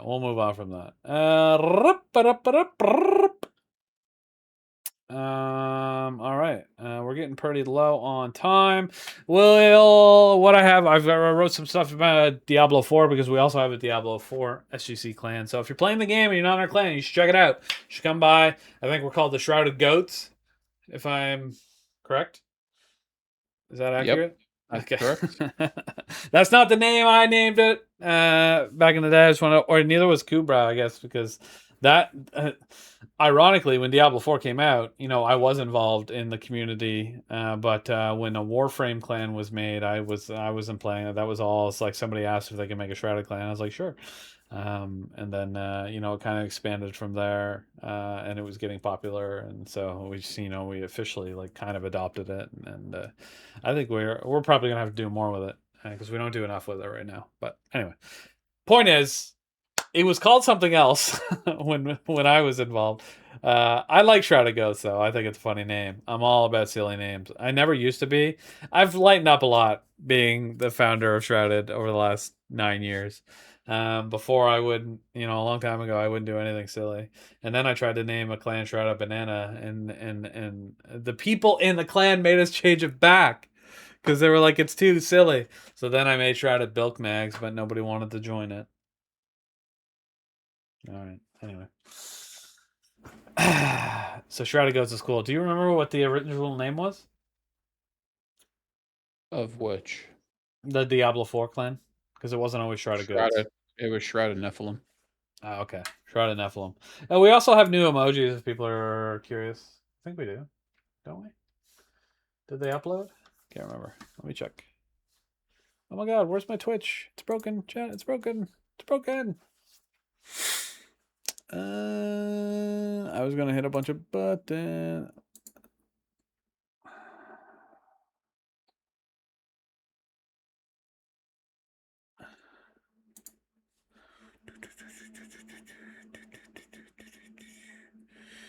I'm not even gonna look. Anyway, the problem with the feature game system is if I have to go out and buy a new game to be included. So the feature games aren't going to be like that. Just an FYI, we can talk about it. Well, we can talk about it right now. We can talk about it later, but it's not. It's not going to be like the only game we're focused on. It's just going to be an extra game that we're focused on. That maybe might not have gotten some love in our regular rotation. But maybe the featured game system is an experiment. First off, this first one is an experiment and has gone out without any guidance. The whole intent is to find games that the community seems to be interested in, so we can decide where we want to put resources to support community action. So events or getting clans together for certain games or whatever. That doesn't necessarily mean it's got to be all AAA games. It could be little like indie party slop games, it could be a lot of different things, but the intent is to find more games that the people are interested in so we can do some stuff around them. That's a much better explanation. Greener dropped the announcement without any other direction. And so it'll be interesting to see how things shake out. I will say that right off the rip, I saw people trying to be like, hey, let's get everybody together to all nominate the same game so we can force our game. We can brute force our game in there to win this thing. I really hope groups don't do that in the future because that is not the intent. You should vote. You should nominate the game you are interested in. And the next time we do this, when this rolls around next month, the general guidelines that we put out there is going to be like, pick a game that's available on all consoles or on all platforms, so PC, both consoles. Ideally, pick a game that the party size is at least 3, not just 2. Like a 2-player multiplayer game is not really what I envisioned when I started this. And ideally, there'll be games that aren't $70, $80 games, right? That are, smaller games at least to start, or at least people should try to nominate some of those, unless they really, if you're like, I've been playing Monster Hunter Wilds for so long and I don't have anybody to play with, and I really wish there was just a Shrouded community around it. All right, fine, go ahead, nominate that. But people should think of other things that are out there. And it could even be like games that are currently in demo, games that are currently in beta. It could be a lot of different things. And that's what we're looking for. So yeah. And currently, right now, the only games nominated are Destiny 2, Warframe, Battlefield 6, Pal World, Once Human, Path of Exile, Elder Scrolls Online, World of Warship Legends, and Smite 2.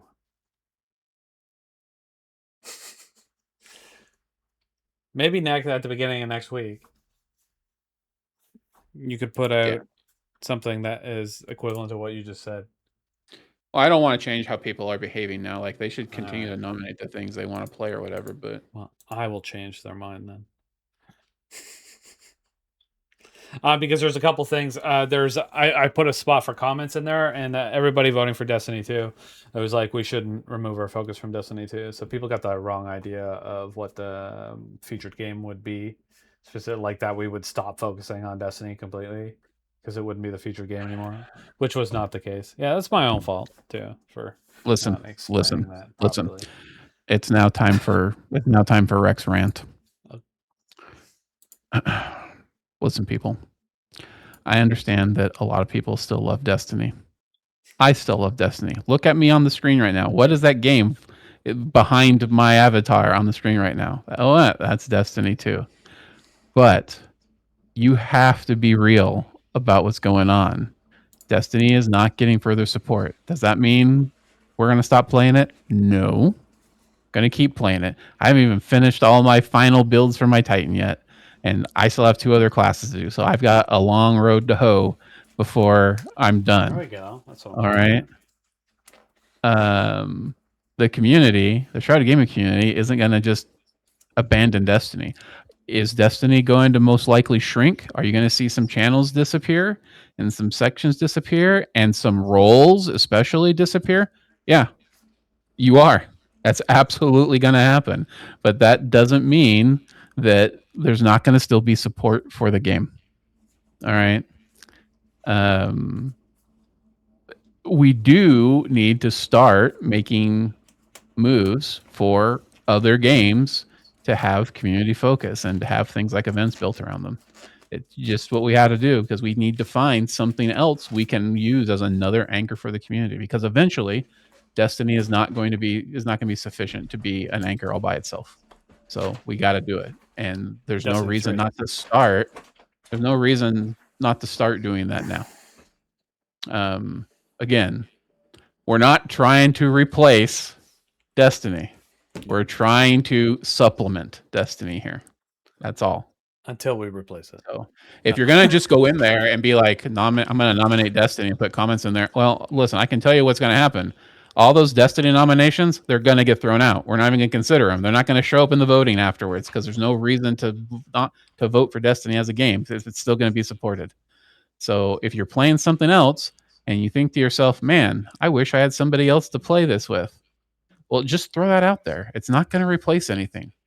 You're not getting a new dad. I'm sorry. It's not what's going to happen. If you thought that's what was going to happen, that's not it. But there's nothing wrong with starting to play some new things. I know there are a lot of games out there that people are playing. A lot of people are playing League. A lot of people are playing Pokemon. A lot of people are playing Pow World. These are all games we can play with other people. There's especially Pow World on the Shrouded gaming server, which is our most popular server of all time, by the way. So more people should go play on it, considering it's the second most played game in the SGC. There should be more people on our server. I don't understand. I want more. I want more. We can have up to 32 players online at one time. 32! I can't afford Power World. Well, that's fine. Then we're not talking about you. Oh my god, somebody from Shadow Storm joined the server for 2 minutes and then left. That's wild. All right, what's next on the agenda? We're getting close to the end here. I said Power World, not Pokemon. Funny. I mean, Pokemon is another game we could play. Yeah, you could. Okay, hold on. Where did my agenda go? We're skipping. I guess there's not a lot going on in Diablo. There's a PTR running from the 4th through the 11th, if anyone cares, but I don't. Yeah, next season's not looking great unless you're playing Rogue or Warlock. Everybody else is getting giga nerfed. That's season 15, yeah? Yeah. And that's just news coming from the PTR run? Yep. Ugh, that sucks. If PTR comes out unchanged, barbarians and sorcerers and druids and everybody that's not a rogue or warlock is getting giga stomped. Paladin's getting nerfed. Necromancer, for some reason, even though it's on the bottom of the list right now, is getting giga nerfed on top of it. So I don't know. I don't know what Blizzard's thinking there. But apparently Diablo is a rogue game because that's gonna be the strongest build probably next season. All right, well maybe they'll change it. It's possible. Or not. It is the public test server after all, but what's not getting nerfed? Rogues. We'll see. I think rogues are not getting nerfed, and the mythic crafting is getting giga buffed. Giga buffed. It's gonna be a lot easier to get the mythics that you want. So why it's good stuff. Mostly. I just Unless have to. You don't want to play a rogue. I don't know what's going on. With what? This is off topic, but in 2019, I tweeted at Mr. Beast, and for some reason, it's getting a bunch of likes right now. And I said he has a small penis. Hmm. I'm not sure why. I didn't literally say that, to be clear. He said he was responding to Laserbeam, and he said, "I hate when that happens. It makes me feel like my dick is tiny." And I responded, "So you feel normal?" Question mark.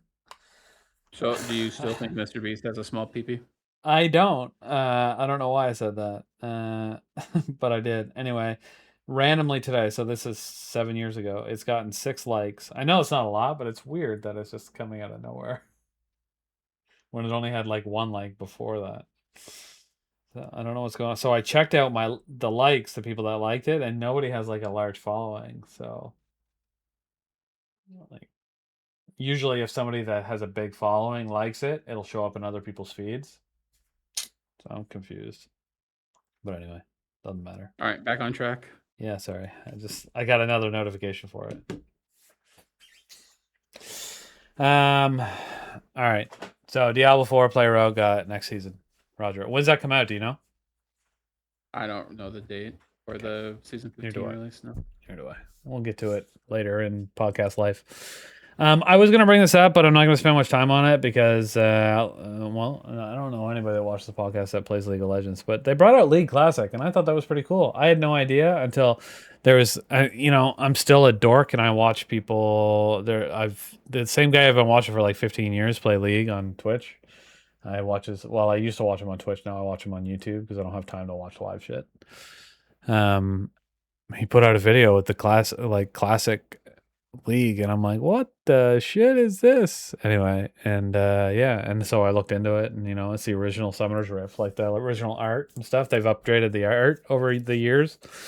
The initial roster of 60 champions, older items early, so it's like earlier a while, but it's got some modern stuff to it, and as well.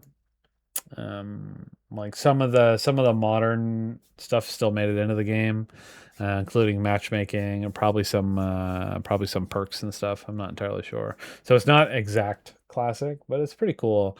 And they're going to be adding stuff to it. I don't know why they do that. That confuses me. I think they should just launch classic and just leave it there forever. But anyway. Yeah, and if anybody liked the original stuff, it exists now. It's pretty funny. And they are going to be adding more than the original 60 characters, but I feel like it's the same thing when World of Warcraft came out with World of Warcraft Classic, and then they're like Classic Burning Crusade, and then Classic Wrath of the Lich King, and then Classic Cataclysm, and then Classic Mist of Pandora. I was just like, okay, to a certain point, you're just going to catch back up to where you are. Like it's not Classic anymore. But I don't really know how that works, as if they have separate servers that one is classic, just classic, and then one is classic Burning Crusade. Because Burning Crusade is actually probably my favorite. I know I'm way off topic now. It's probably my favorite. Like if I went back and played, I would play Burning Crusade, and I would just stay on that server forever because it was so good. I remember getting the Shastra for the very first time, and like my balls fell out of my mouth. Like legit, it was so good. Anyway. Paying $3,000 for a flying mount, 3,000 gold. Burning Crusade was so good. Yeah, I agree. I liked Wrath too, but Burning Crusade was good. Fuck, it was good. That's the new zone of Burning Crusade was so beautiful. I just remember all that stuff. Anyway, so the point is, League of Legends Classic. It's pretty cool. I think it's neat. Quick game updates.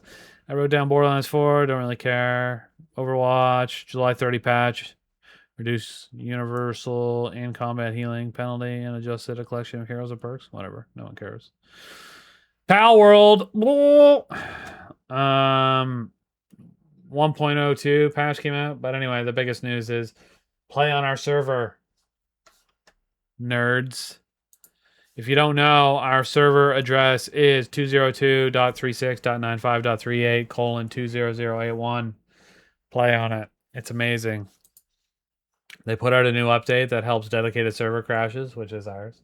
I don't think it's crashes, but FYI, 5:30 Eastern every day, it resets. I thought it would help with stability. I don't really know, but just in case you were wondering. The patch also helped with disappearing bosses, multiple terrain problems, achievement issues, and quest progression problems. There's also brand new Pal World bounties, so go do them when you're on our servers. We also have bounties for just being on our servers, so check those out. And we have bounties for being on our servers and being near another member of the SGC. So do all of the free loyalty and community player of the week points, and then potentially profile card stuff. Just go do it. I wrote down here SGC Angle. Pal World was recently the second most played game in the SGC's 30-day activity data. Okay. Remind people that they have a community server and that there are regularly members online. Ironically, there's none online right now, but usually there's like up from four to 7 people online. I know that doesn't sound a lot, but it's pretty exciting because we've never had a clan or like a server with that many people on there. Okay, so I wrote down that there was no major division or Division 2 news, but hear me out. Listen to me. They tweeted they're going to be at Gamescom? Question mark? And the tweet feels very much like a big announcement tweet. Yeah. Big announcement tweet. Like Division 3 announcement tweet. We know it's coming. It just hasn't officially been announced yet. I don't know if that's what's going on here. But anyway, they say, yeah, join us for Gamescom. Distance won't stop the transmission or the loot. How are you reporting in? And then it's just a bunch of developers on the game saying shit. And it goes from one and then to another and then to another and then to another. It just feels like a big announcement. Like, join us at Gamescom. Join us at Gamescom. Join us at Gamescom. I didn't see that post by Ubisoft, but I saw it from Tom Clancy's The Division. So, what is the developer? Massive Entertainment, I believe. Massive. You know what else is massive? You're supposed to say my low taper fade. Mm-hmm. All right. Okay. We were gonna talk about Big Walk. It's really high seller. A lot of people having fun. It's a new like have fun with community members game, but it's like $20. So it's anyway. If you're interested, you can check it out. Creators of the Untitled Goose Game. I haven't played it yet, so I don't have any opinion. Halo Combat Evolved Campaign Evolved came out on July 28th. People are enjoying it. Some people hate it. I didn't play it or the original, so I have no opinion. Do you have an opinion? Did you play it? I've played multiple versions of Halo Evolved now. I'm not really in the market to play it again. Okay, fair enough. And then, like we said earlier, Gears of War E-Day does launch on October 6th. We already knew that, but there's a beta running from August 6th to August 10th for eligible players. So if you're eligible, I don't know how you'd be eligible, but if you're eligible, it's open right now. And then there's going to be an open beta for broader players August 13th to the 17th. So if that's something you're interested in, get in there. The full game is going to include a cooperative campaign like it has before for a 4-player online campaign. Up to 4 online campaign players. Console split screen. Ooh, baby. I don't do couch stuff anymore, but that's cool, right? Horde Siege and competitive multiplayer. So anyone in the chat trying the bounty? Anybody in the YouTube comments trying the beta? Check it out. We'll probably have bounties for it. Not the beta, but the actual game. But oh yeah, I guess that's a question. Is returning to Marcus and Dom more exciting than continuing the Gears 5 story? Question mark, question mark. That's a good point. It's a good point. They completely abandoned that whole new story thread to go and make a prequel. Yeah. The story of Gears is actually interesting. I have watched all the lore videos for it, but I won't think I'll ever play the game because I think visuals annoying. I think people will be excited for. I know for a fact that spoiler alert for Gears 3.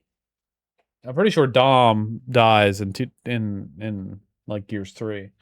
So and he was a big. It might have been 4 or 2. I don't know. He fucking dies in one of them.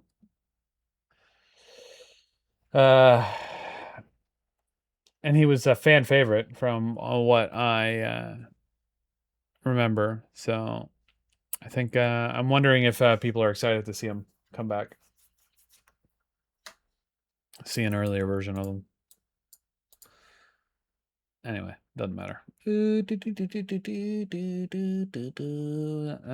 right, the last thing I had really is SGC news. Okay. I could spend hours on this, but I'll just blow through it. And spend hours on it on the stream, I guess. But the first thing up is the Sparrow Racing League. Would you rather explain it? Yeah. So Sparrow Racing League is here. Is this our last Destiny event? Who knows? But you should get in just in case. We have 4 weeks of exhibition, which is just getting on a Sparrow and playing SRL. There's a bounty for it. You can claim 4 times a week. So it's worth like 5 community player with week points each, and I forget the loyalty points it's worth. It's like 25,000 or something like that. But that's just intended to get you into SRL, playing some SRL and practicing a little bit. During that time, you can find yourself a teammate. So you can form a 2-person SRL team. Go ahead and register. There's a link available, and there's going to basically be 3 competitions over 4 weeks while we're in league season. That's going to be the team competition, meaning tracking your team scores, and basically how this is going to work. It'll be like grassroots racing league, how that normally works, which is the position you come in on any one race is the number of points you get, and low points at the end of the season wins for the teams. We won't be using ties as determined by the game. So even though the game's going to say 1-1, 2, 3, 3, 3, whatever it is, because you're close together, it'll actually be the order in which you show up on the final scoreboard to determine what the points are. On top of that, to avoid teams having one player throw for the other, try to mess with the other players. There's also an individual tournament that happens along with the team tournament, using your scores from the team tournament for your individual score as well. And then there is also going to be so Greener's giving me that confused look. That means you are indeed competing with your teammate along with the other teams that you are I'm not playing confused. I'm wondering who would sign up with you and then throw your matches. Like, what kind of friends do you have? I don't know. But and then there's going to be a transmog, a community vote transmog contest, where Saint is going to throw because he's old and bad, and he's my teammate, so it's fine. That's not being bad. You're not throwing. Throwing is when you purposely lose. Being bad is not throwing. Just be and clear. We're going to address that this weekend. Saint and I are going to do some practice races with the community this weekend, so it's going to be fine. He does have a Thrustmaster racing wheel to control his Sparrow with. That is true. Anyway, there's the transmog competition as well, where the intent is you and your teammate will wrap yourselves up in similar transmog, racing themed transmog, including your Sparrow, and then the community will vote on the best team transmog. So that's what's going on. Rewards will be, the usual. server roles, loyalty points, whatever prize support I can squeeze out of Greener. And then there'll also be some profile cards on the website that are related to the event. There's already two. They're already up there. You can check them out under shroudedgaming.com/profile-cosmetics. There's two of them. There's one for participating, and there's one for winning all the categories. So, yep. As for loyalty points, I mean, we give them out like fucking candy now. You can have as many as you want.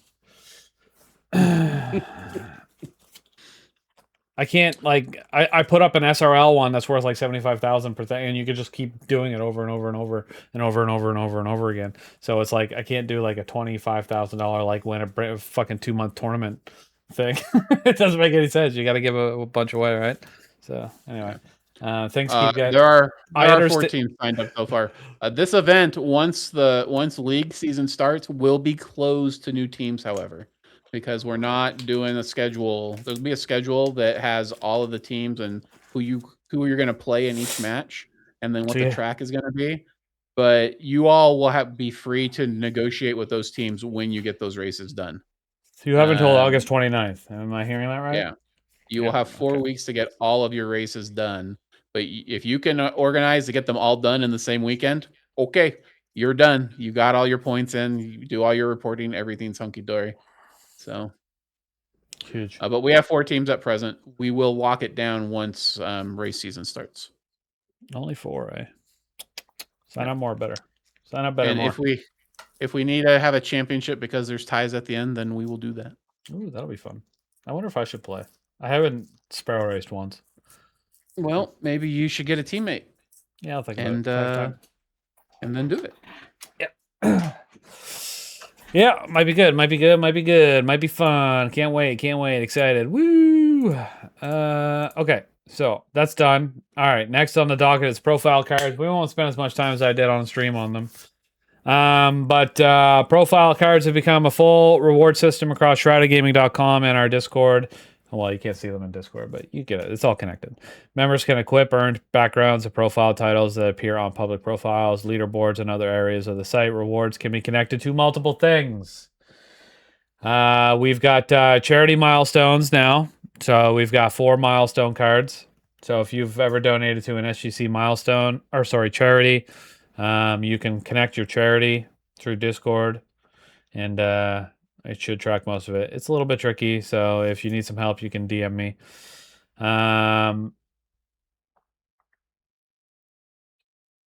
Sorry. Somebody activated the save card, and I always find that amusing. It's too bad it was only for 435,000 loyalty points, though. Congrats, M1. You know there's only a 1% chance to activate that? It's pretty good. All right, so charity milestones. So those are the milestones. So it's I modeled them after the original, like Bungie Foundation one. So 250, 777, and one R1500, which were the ones that they had. And we added a 2500 as well because some people are pretty close to that. So I wanted to give them something to work towards.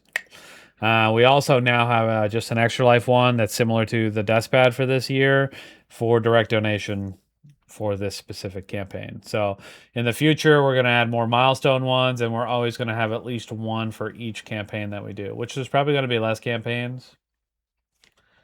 Just FYI, considering the whole Bungie Foundation thing. But we'll see. They did one just as Destiny was closing down, so maybe they do more. I know they're doing one right now, but it's a smaller version of what they normally do. Anyway, you can buy some from the SGC loyalty store. We'll be adding some more to that. There's only 2 in there for now. Community events, you're going to earn some for the SRL. We added a bunch for bounties. So there's one for just completing 100 bounties in the SGC Discord. There's one for completing 100 Destiny bounties, and there's one for completing 100 Warframe bounties. Expect more games, more things, more stuff. And then also expect... Did I already add this one? Hold on. I'm just going to double check real quick. Profile...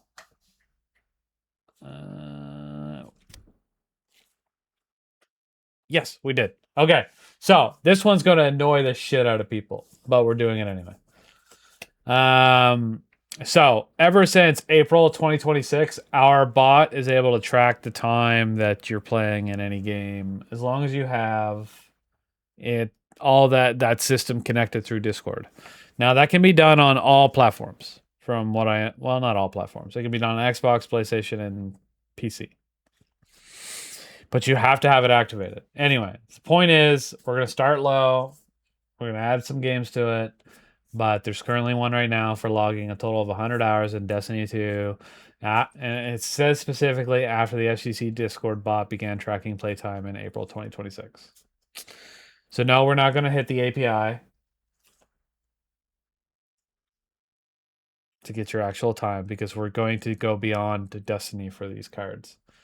So it's important to recognize that. Anyway, the first one is there. It's 100 hours for Destiny. As soon as I activated it, 500 people earned it instantly.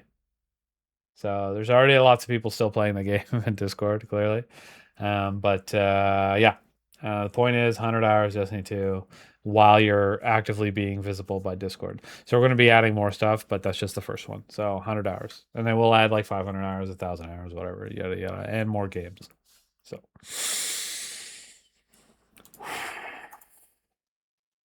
game time milestones, which is what that I was just talking about. Twitch connection, Bungie connection. What that means, /Twitch/Bungie. There's one available for if you connect those two. Catastrophe streams, there's going to be special ones, and then there's going to be special achievement ones. Anyway, the idea is this is pretty much brand new, and we've already got like a dozen of them in there. I'm just going to keep adding more and more and more. Some of them are going to be designs based on emblems in Destiny. Some of them are going to just be photos with animations over top. Like that's currently what some of the Century of Light one right now is just that big. It's that Destiny wallpaper with the Hunter, Warlock, and Titan with the white background. And then it's got an animation that goes over top of it. So it's not always going to be created ones. Sometimes it's just going to be they're just cards. Anyway, they're fun. Funsies. For funs. Earn as many as you can. Be cool. Yeah,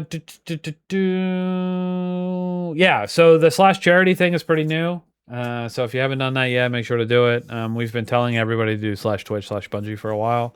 Now it's also /charity, but only if you want that charity stuff. With that said, one man, see, I could talk all night. We got to get out of here though. But I am going to bring this up because it's brand new today. I did mention an announcement, and audio listeners, I apologize because I'm about to show it on the screen really quick. But we've updated our charity hub now that we have the /charity thing. I wanted to make it what's the word I'm looking for? I wanted it to be custom for every user that goes and looks at it, watches it, or goes to the website. Anyway, hold on, Evermedia. Yeah, okay, we're here. All right, shroudedgaming.com. This is the regular webpage. That's awesome. It's totally cool, right? All right, scroll down to here. You don't actually have to, but there is a link right there. You can also find the charity hub up here. Charity. I almost lied. I thought for a minute. Anyway, big shout out to the SGC. I just want to point this out: $118,725.10 we've raised since like 2024, 2023 maybe. Anyway, really cool. So this is a big one right here. If you have your Discord connected and you're logged in with your profile cards and all the stuff that I've been teaching everybody for a little while, and you do your /charity and you have everything locked in, you're going to have your connected impacts going to be listed here. All right. So it's going to tell me how many matches across different things, the charity cosmetics on your profile. You can refresh the history. It's not going to change for me, but that's I think like if you want to you make a donation and you want to refresh it quickly, you can.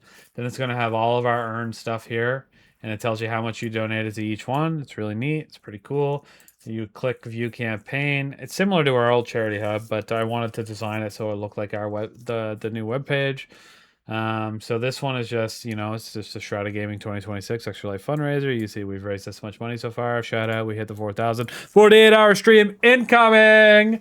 I need to I think I need to change how many decimal points are on our percentage of the goal, but we're doing good at 40.66000000000004% of our current goal this month. But the trick about it is also in here. It'll show you your donations.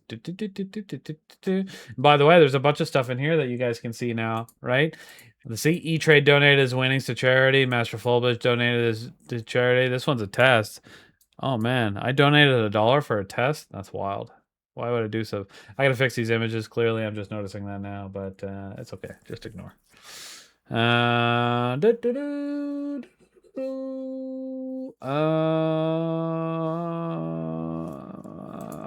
on.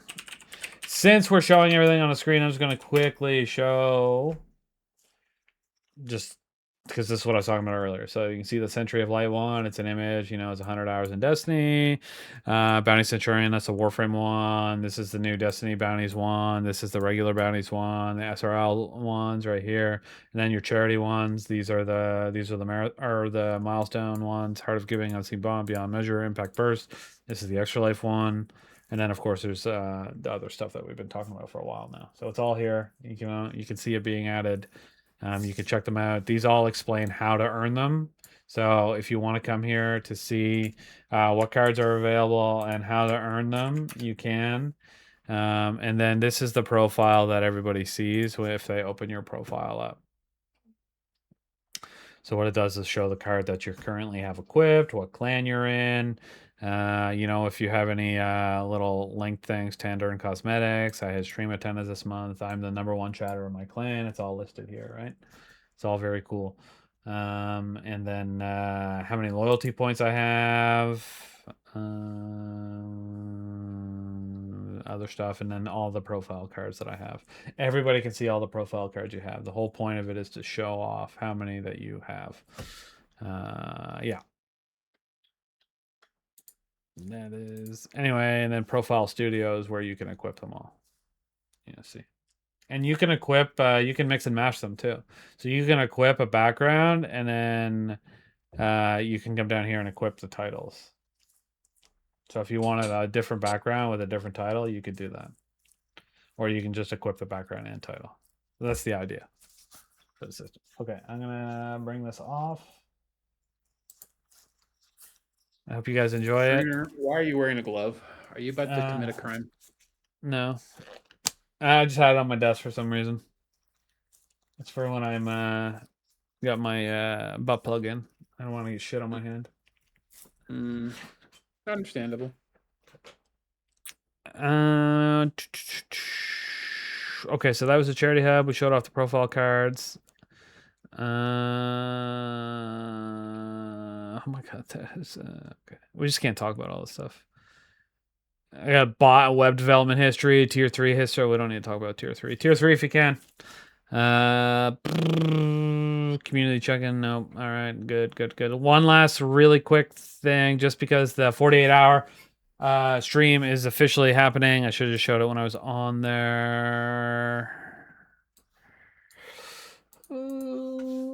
Back to the website for just a moment. If you go to the charity and scroll down to the bottom, we've unlocked the 48-hour extra life stream. Now, all right.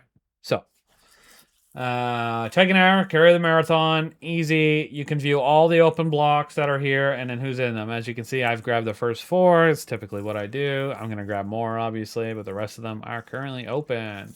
You can, you'll be able to see all this stuff, what we're planning on doing in each one. But you can request a block. That's this one right here. So request a block. Pick a time. Pick how long you want to go. There's 4-hour blocks here, but I have to approve them. So unless you've got like really good, like, we'll see. Anyway, some people will be able to take 4-hour blocks, I guess. Anyway, and then what you plan on playing, the platform, block title, what you're planning on doing, bunch of stuff in here. If you have any co-hosts, and the thing is about co-hosts, like, it's connected to the Discord. So just type it in and like click their name. The reason this is important because you'll get reminder notifications from the bot. Everybody that's connected to this will get reminder notifications from the bot 24 hours and 1 hour before you got to go live. So also come back here and edit it if names change. Anyway, fill all this out and submit your. We need 7 to do their raid blog. I agree. So have them come in here and fill it out. It might be too early for people to start filling out times and doing stuff, but yeah, here's where it is. And this is where it's going to be hosted this year. So fill it in. And then when I approve it, you'll get a notification from the bot. Oh, I was going to show my DMs, but it's not a good idea. Yeah, that is all, I think. I got nothing left. Let's go back to me, and yeah, the rest of the stuff we don't need to talk about now. We can do it another time. Outro. All right, everybody, that's going to do it for this episode of This Week at Shrouded. Like I said at the beginning, we actually have a lot of stuff to talk about. We missed we missed 1 week. I went to GCX. The gaming industry decided to do a bunch of shit. While I was gone, we had lots of stuff to talk about. It was actually it was pretty filled. Anyway, blah blah blah blah blah. I forgot what I was going to say. Oh, yeah. Thanks. Thank you to everybody who joined us live. Thank you to everybody listening afterward. And of course, thank you, Mr. Rex, for being here and pretending that I gave him enough warning about what we were going to discuss. That's all we have. Take care of yourselves. Take care of each other. And we'll see you next week on This Week at Shrouded. Remember to follow Greener's example and always wear a glove before you remove your butt plug.